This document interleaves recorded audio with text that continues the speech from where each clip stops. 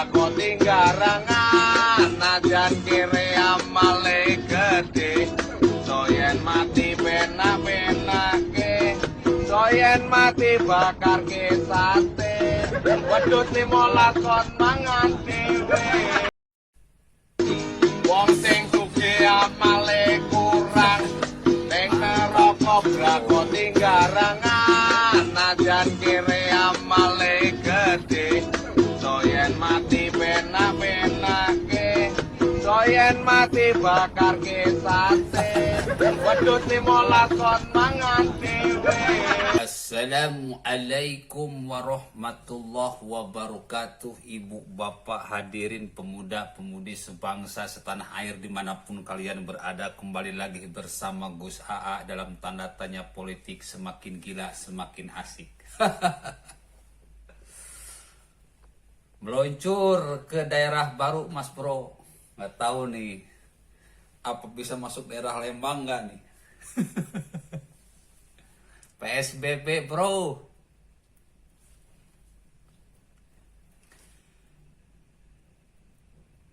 Berbicara masalah politik, saat ini politik kita semakin ramai, semakin panas lagi. Jadi para pelacur politik ini seperti Said Didu, seperti Riza Ramli, seperti Din Samsudin, seperti mungkin sekarang udah mulai nih Agus Yudhoyono dan istrinya lagi rame dengan Denny Sirgar. Lalu seperti Ustadz Tengku Zulkarnain, Ustadz Waloni Yahya, Habib Rizik, mungkin Agim juga, Uas, para pelacur politik Mas Bro. Mereka melacurkan diri hanya demi memuaskan para berhala politik. Dalam bahasa Al-Quran itu sudah jelas Mas Bro. Ulaika alladzina ishtarawud dhalalata bil huda. Ini ayat para pelacur politik, juga para pelacur agama. Orang-orang yang membeli kesesatan dengan petunjuk. Yang dipikirin oleh mereka bukan umat, malah perut dan kemaluannya sendiri. Yang dipikir oleh mereka bukanlah perut rakyat. Yang dipikir oleh mereka hanya perut dan kemaluannya sendiri. Yang dipikir oleh mereka hanya bagaimana memuaskan para berhala politik yang sudah mencukupi semua kebutuhan mereka. Na'udzubillah, thumma na'udzubillah. Ibu bapak hadirin pemuda pemudi sebangsa setanah air. Panasnya perpolitikan saat ini dipicu karena pemerintah membuat sebuah kebijakan dengan melakukan relaksasi PSBB. Relaksasi ini berarti aturan-aturan yang terlalu ketat dalam PSBB sudah mulai dilonggarkan. Bisnis sudah harus mulai dijalankan, perekonomian harus tumbuh. Karena angka yang sembuh semakin signifikan Mas Bro. Obatnya pun sudah ditemukan. Yaitu dengan cara plasma darah. Mengambil darah dari seorang penderita yang sudah sembuh, lalu diambil plasmanya, lalu dijadikan obat kepada penderitanya. Berarti obatnya sudah ketemu Mas Bro. Kenapa harus takut? Ini sebuah berita besar, ini sebuah kabar gembira bagi kita. Meskipun sekarang angka penderita pun semakin banyak. Tapi tidak sakit bro. mereka sehat-sehat. Ketika dites, ternyata positif virus corona. Kalau penderita kayak gini mah, nggak usah dibawa ke rumah sakit. Cukup dia melakukan karantina individu. Siapkan oleh pemerintah daerah suatu tempat di pegunungan ke, di mana ke, pokoknya di tempat yang jauh dari masyarakat. Dia bisa menyembuhkan diri sendiri. Dia bisa melakukan kegiatan-kegiatan yang bisa mempertebal pertahanan tubuhnya. Ketika pertahanan tubuh bagus, imun yang dihasilkan banyak, maka virus corona pun akan negatif.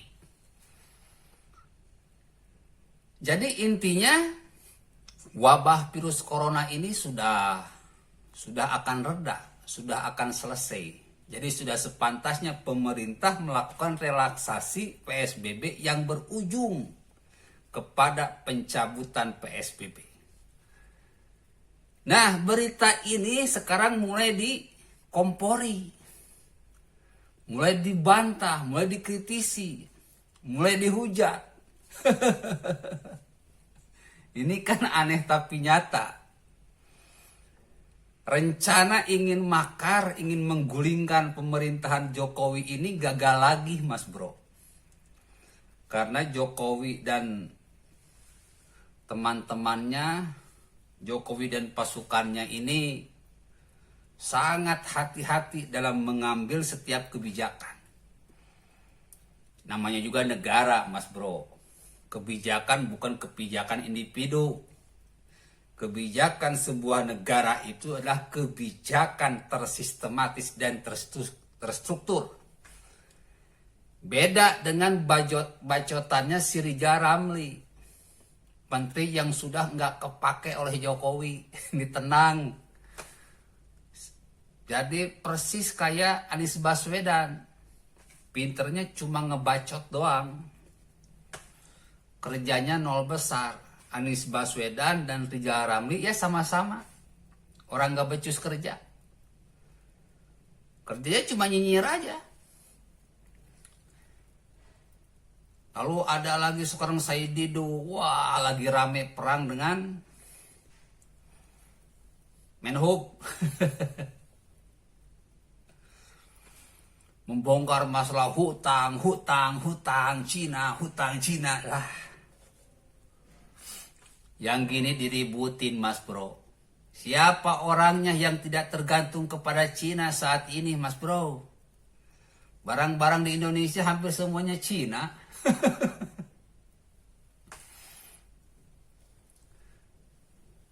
Siapa orangnya? Siapa negara yang tidak berhutang, Mas Bro?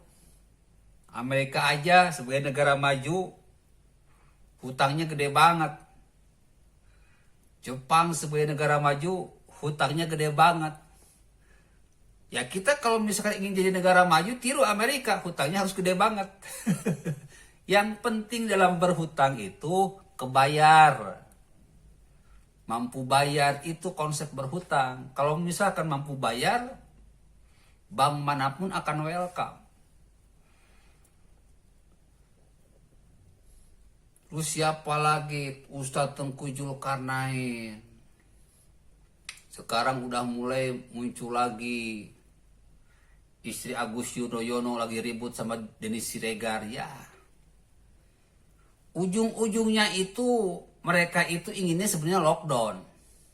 Ketika lockdown, ekonomi hancur lebur, rakyat marah, maka akan terjadi sebuah reaksi.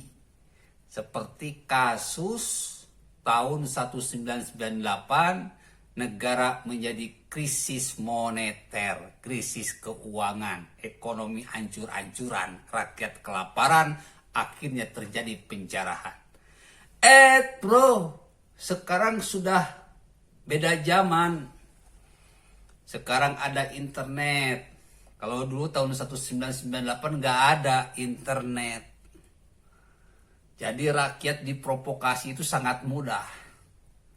dan mudah pula untuk turun ke jalan. Kalau sekarang nggak bisa, rakyat sudah cerdas, Mas Bro. Dengan kejadian Pilkada DKI 2017 dan Pilpres 2019, rakyat sudah mulai mikir. Inna fi khalqis samawati wal ardi wa ikhtilafil laili wan nahari la ayatil ulil albab. Mereka mampu membaca tanda-tanda, membaca jejak digital, membaca rekam jejak seseorang atau peristiwa. Gak bisa dibakar, gak bisa dikompori lagi. Karena sekarang pun banyak pejuang NKRI yang bermunculan. Ya salah satunya seperti saya ini. Gus AA yang sangat ditakuti oleh orang-orang khilafah, Mas Bro. Sampai ada yang bertanya, Ustadz, apa nggak takut kalau dibunuh? Kalau di tengah perjalanan dibunuh, loh ente itu gimana, Mas Bro? Yang namanya pejuang, hidup dan mati itu sudah dipikir-pikir. Saya sudah siap hidup dan saya sudah siap mati. Santai aja, Mas Bro. Kenapa? Karena banyak mimpi saya. Di salah satu mimpi, ketika saya mulai galau ketika zaman Ahok, begitu banyak persekusi dari FPI, akhirnya saya memutuskan untuk berhenti jadi YouTuber. Serem bro, dikejar-kejar sama orang FPI sampai rumah.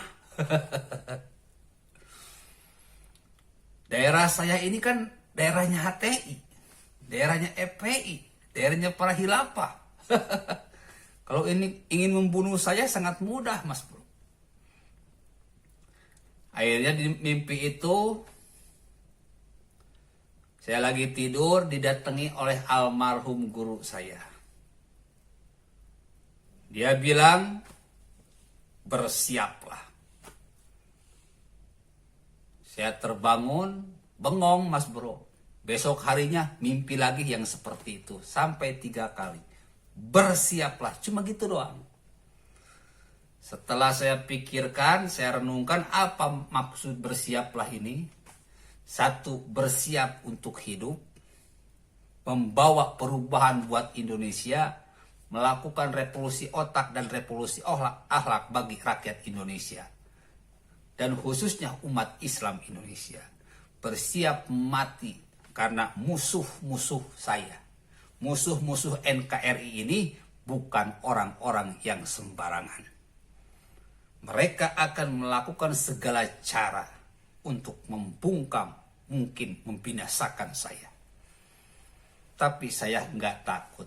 Namanya juga mujahidin, Mas Bro. Wala tahsabanna alladzina qutilu fi sabilillahi amwata bal ahya 'inda rabbihim yurzaqun.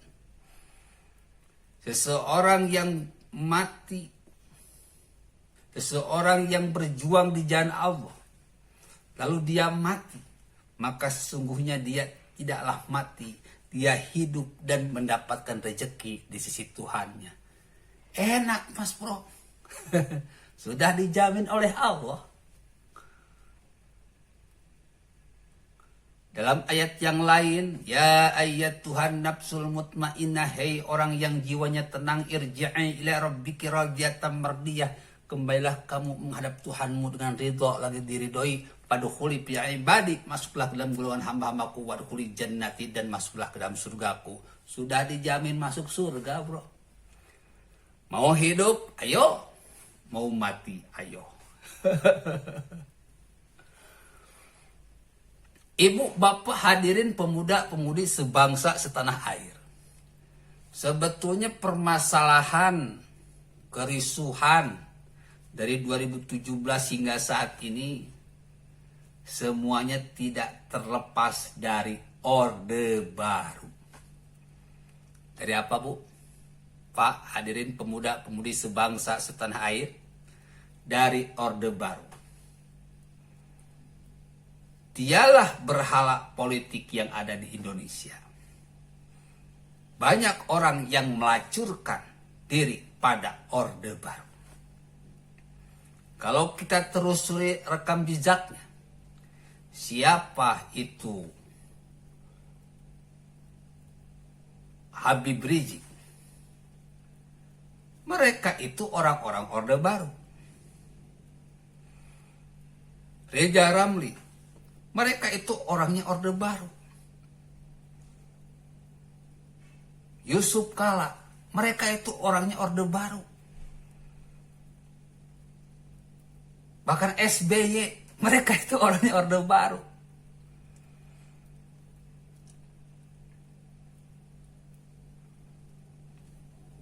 Tengku Zulkarnain, Orde Baru. Fadly John, orang-orang Orde Baru.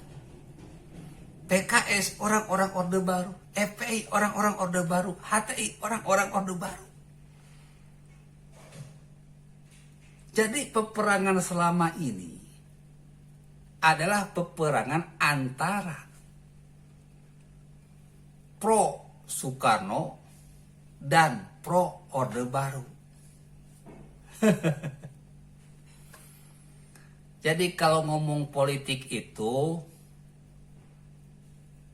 harus teliti, Mas Bro. Harus dilihat semuanya. Seperti kita mau menggambar gajah. Kita mau menggambar gajah, kalau yang digambar matanya, apakah orang akan yakin bahwa itu mata gajah? Belum tentu. Kita mau gambar gajah, tetapi yang digambar cuma ekornya. Apakah orang akan menyangka itu gambar gajah? Gak bisa. Jadi politik ini harus digambarkan seluruhnya, baru terbuka semuanya. Saya sebagai saksi mata, pernah hidup di zaman Orde Baru, tahu Orde Baru itu seperti apa. Seenak-enak di zaman Orde Baru, nggak enak bro. Serba terbatas. Nggak ada internet, nggak boleh masuk. Hal-hal yang berbau luar negeri itu nggak bisa masuk ke Indonesia. Hal-hal yang berupa informasi buku-buku yang mengkritik pemerintah nggak bisa masuk. Orang-orang yang mengkritik pemerintah dibuang keluar. Jadi Orde Baru ini ya seperti modifikasi negara komunis lah. Rakyat harus patuh sama pemerintah. Nggak patuh, mati. Nggak jauh beda. Kalau di kita ini ya seperti Korea Utara lah. Jadi kalau kalian ingin tahu kondisi Orde Baru, rakyat Indonesia di zaman Orde Baru, lihat kondisi rakyat di negara Korea Utara. Persis. Pengaruh luar gak bisa masuk. Semua dikerangkeng, semua dibenteng. Makanya tahun 1998 4 tokoh melakukan Indonesia merdeka untuk yang kedua kalinya. Setidak enak di zaman reformasi tetap enak bro. Kita bisa internetan, kita bisa FB-an, kita bisa WA-an. Pengaruh luar bisa masuk, perkembangan dunia bisa kita dengar, bisa kita lihat, bisa kita saksikan. Kita mau ke luar negeri mudah, mau yang luar negeri mau ke dalam negeri mudah, yang penting punya duit. Nyari duit memang agak susah. Cuman ini tugas pemerintah nih, gimana caranya supaya nyari duit gampang. Biar kita bisa jalan-jalan ke Indonesia bro. Ibu bapak hadirin pemuda-pemudi sebangsa setanah air. Saya itu ingin menghentikan semua peperangan ini antara pro Soekarno dan pro Orde Baru. Sudahlah. Permasalahan itu hentikan mulai sekarang. Kita ini orang milenial. Kita ini negara kaya, kekayaan kita ini ingin kita nikmati. Rakyat ingin makmur mas bro. Sudah terlalu lama hidup dalam penderitaan kemiskinan. Rakyat ingin cerdas. Kalau misalkan tidak oleh kita dinikmati, ya untuk anak-anak kita, untuk anak-anak cucu kita. Negara Indonesia harus menjadi sebuah rumah bagi rakyatnya. Dan rakyatnya harus jadi bos di rumahnya. Karena ini negara kita. Makanya saya mendukung Jokowi. Karena punya ide-ide brilian untuk kemajuan Indonesia. Merangkul semua kalangan. Memang itu tugas pemerintah, itu harus merangkul semua kalangan. Kita sudah menyaksikan bagaimana Jokowi merangkul Prabowo. Meskipun para pendukungnya masih ogah untuk mendukung Jokowi. Tapi waktu akan berjalan, semua akan indah pada waktunya. Jadi lupakan semua tragedi yang terjadi di negara ini, bro.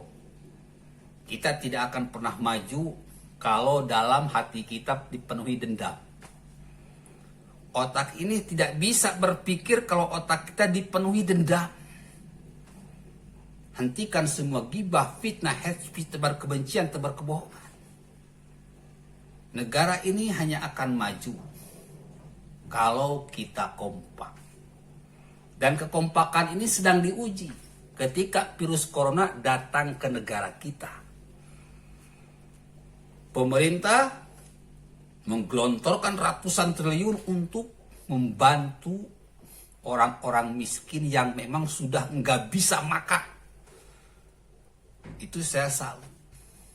Tapi kita pun harus sebagai orang miskin, sebagai orang nggak punya, harus mendukung pemerintah untuk menjaga diri, mas bro.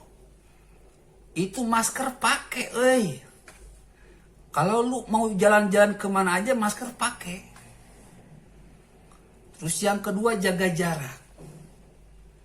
Terus yang ketiga, jangan banyak di luar rumah, sering banyak di dalam rumah. Karena virus corona ini bisa nempel di meja, di kursi, di pohon, di baju, di air, bahkan di debu yang berterbangan di udara. Minimal tidak terlalu banyak virus corona yang masuk ke tubuh kita. Karena kalau misalkan terlalu banyak, misalkan virus corona ada 1 ember, sementara obat yang dihasilkan oleh tubuh ini cuma setengah ember, ya habis kita, bro. Dijadikan inang oleh virus corona. Oke. Sekali lagi buat rakyat Indonesia dimanapun kalian berada. Kalau ada teman kalian yang masih bandel, tegur, bro. Tegur. Lu kenapa nggak pakai masker? Lu mau bunuh rakyat Indonesia, berarti lu penjahatnya. Harus berani, bro. Jaga jarak para penjual. Suruh tuh antri, tapi ada jaraknya. Jangan kayak kemarin, bro. Pada beli tajil berkerumun, gak pakai masker lagi. Penjualnya gak pakai masker, pembelinya gak pakai masker. Itu makanan virus corona semua. Aduh, pusing gue. Liatinnya pusing. Tapi ini tantangan. Sebagai pejuang harus mencerdaskan anak bangsa, mencerdaskan rakyat Indonesia. Kita akan terus gak akan bosan-bosan beri info, beri masukan, kalau perlu tegur dengan sangat keras. Oke, itu saja dari saya, mudah-mudahan bermanfaat. Kalau ada yang mau undang tablik akbar, undang, bro. Saya ini ustad, bosen Gus Muafik mulu. Bosen tablik akbar Gus Miftah dulu. Bosen tablik akbar Ustadz Somad mulu. Kali-kali undang ke Gus AA untuk tablik akbar. Wah, mantap, bro, keliling Indonesia. Oke, gitu saja. Kurang lebih mohon maaf. Billahi taufiq wal hidayah. Wassalamualaikum warahmatullahi wabarakatuh. Wong sing sugih amale kurang, ning neraka brako tinggarangan. senajan kiri amale gede soyen mati benak-benake soyen mati bakar ke sate wedhus 15 kon mangan dhewe